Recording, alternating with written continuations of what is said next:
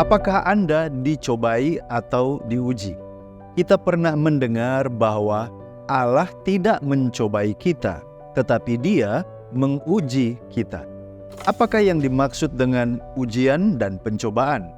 Apakah dua hal ini sama ataukah berbeda?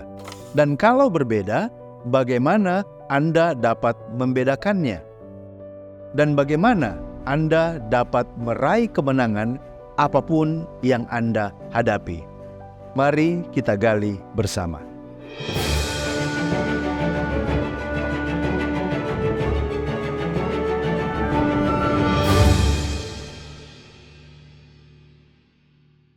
Mari kita mulai dengan definisi.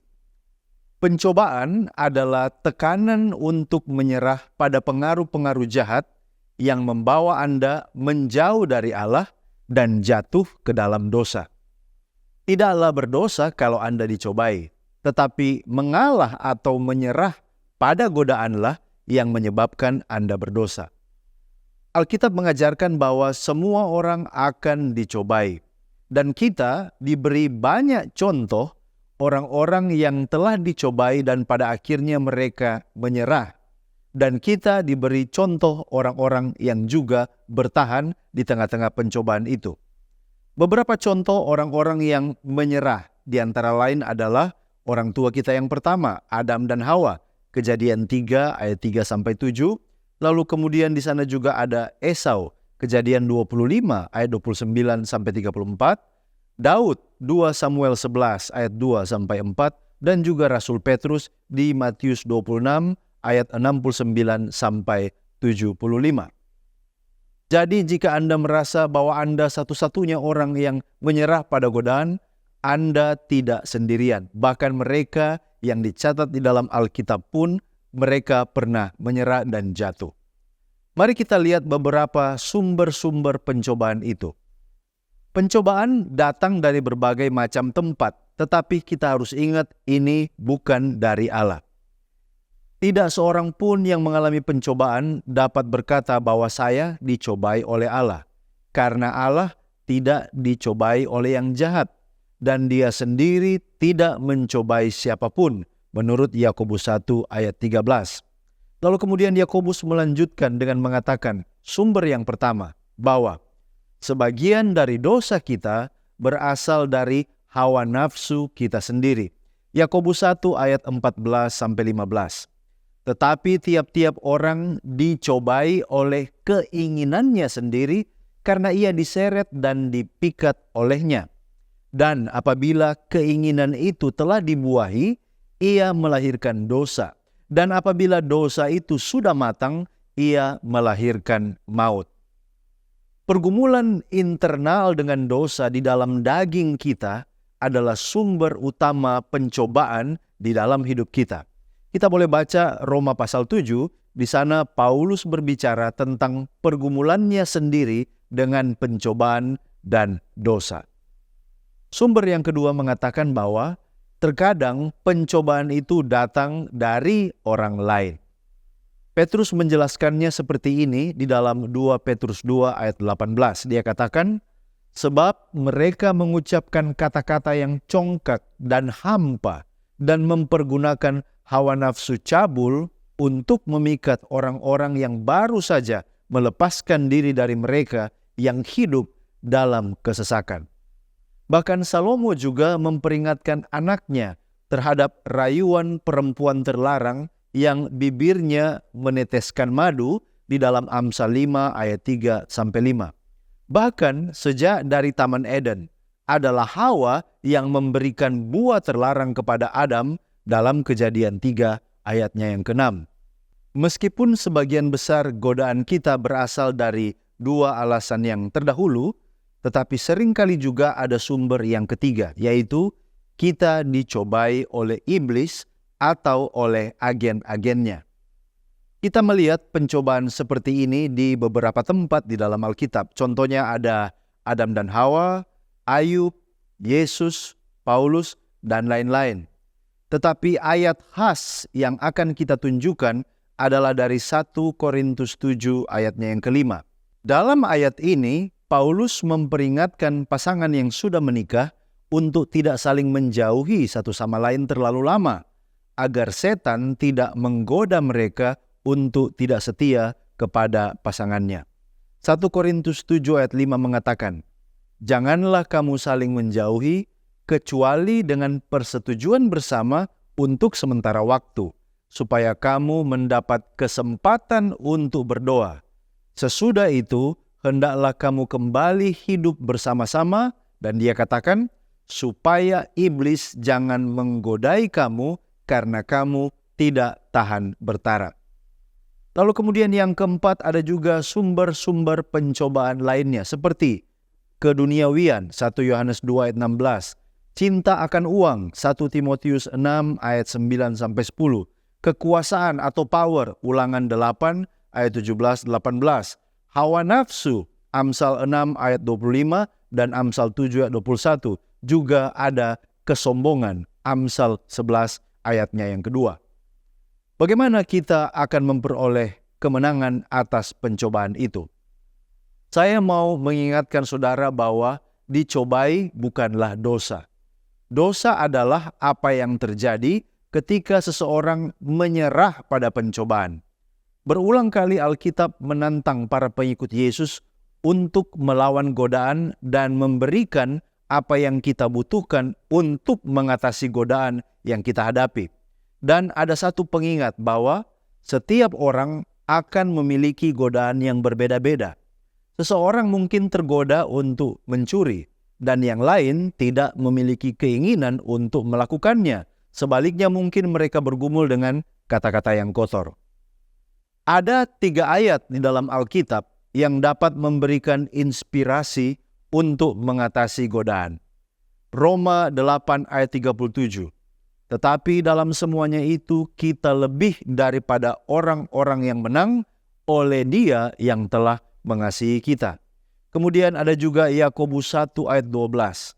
Berbahagialah orang yang bertahan dalam pencobaan, sebab apabila ia sudah tahan uji, ia akan menerima mahkota kehidupan yang dijanjikan Allah kepada barang siapa yang mengasihi Dia.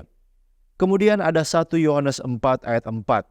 Kamu berasal dari Allah, kata Yohanes. Kamu telah mengalahkan nabi-nabi palsu itu, sebab roh yang ada di dalam kamu lebih besar daripada roh yang ada di dalam dunia.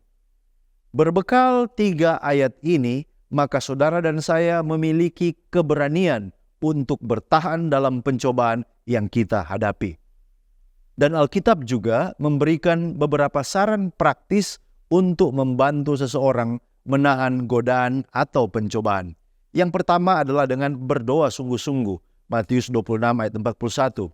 Yang kedua dengan melaksanakan disiplin rohani secara pribadi, Ibrani 12 ayat 4 dan ayat 7. Lalu kemudian tentu saja dengan memiliki firman Allah, Matius 4 ayatnya yang keempat. Kita melihat bahwa praktek-praktek ini dilakukan oleh orang-orang di zaman Alkitab, seperti Ayub, Daniel, Yesus, dan Paulus. Semuanya mereka dimampukan untuk menolak berbagai godaan yang mereka hadapi di dalam hidup mereka.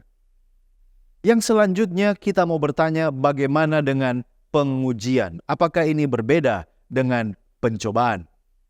Sekali lagi kita akan mulai dengan sebuah definisi.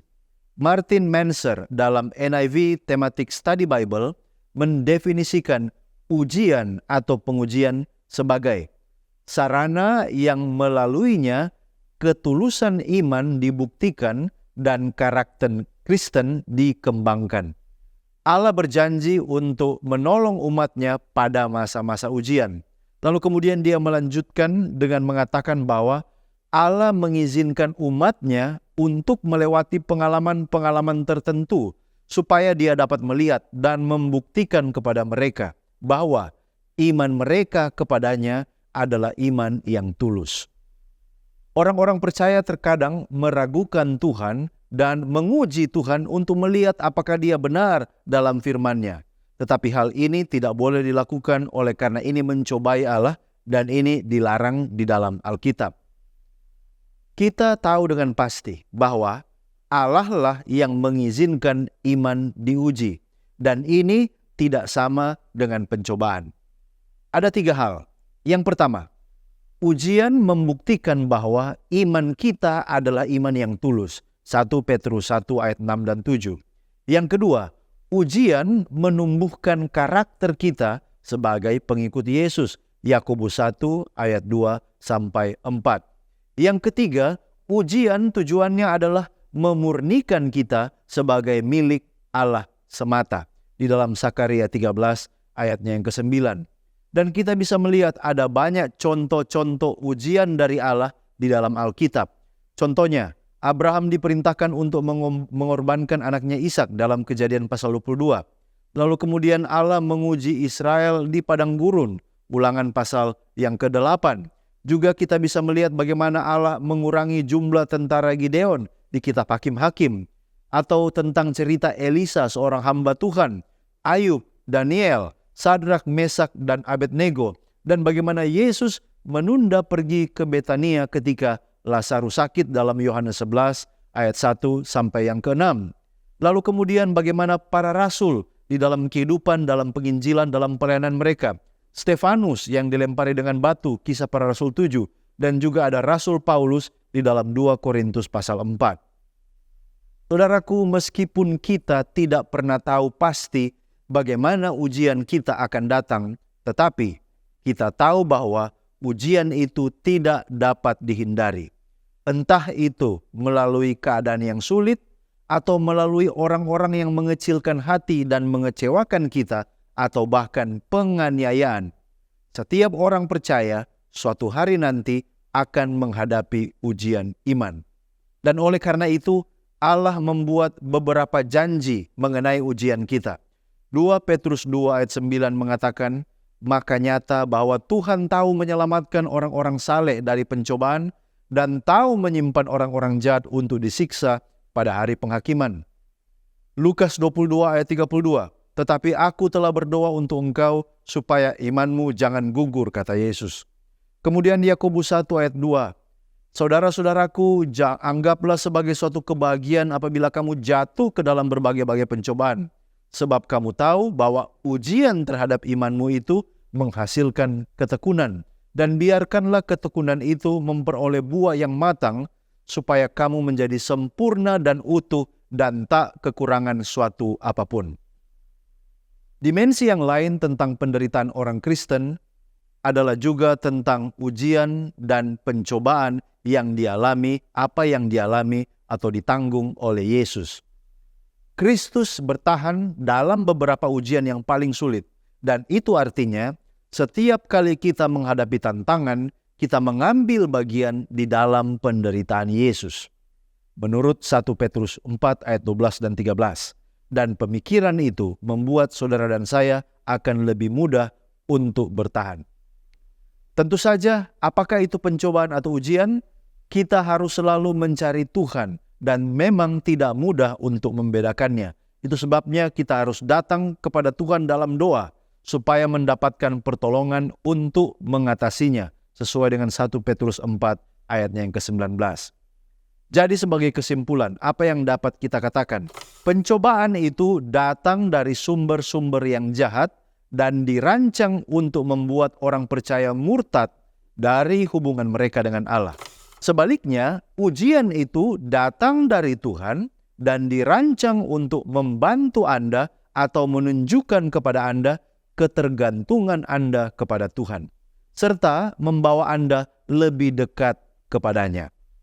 Bisakah kita dicobai di dalam ujian kita? Tentu saja, tetapi itu bukan dari Tuhan. Kalau Anda dicobai, Dia memberikan semua yang saudara dan saya butuhkan untuk bertahan atau memberikan juga kepada kita jalan keluar dari ujian itu sesuai dengan 1 Korintus 10 ayatnya yang ke-13. Sekian dari saya, mari kita menggali firman Tuhan untuk memperluas wawasan dan mengharapkan terjadi pertumbuhan kerohanian. Jika Anda merasa diberkati dan dicerahkan oleh pembahasan ini, silakan bagikan video ini kepada orang-orang terkasih. Kita akan jumpa kembali pada episode berikutnya hanya di Depth Insight Growth. Tuhan Yesus memberkati.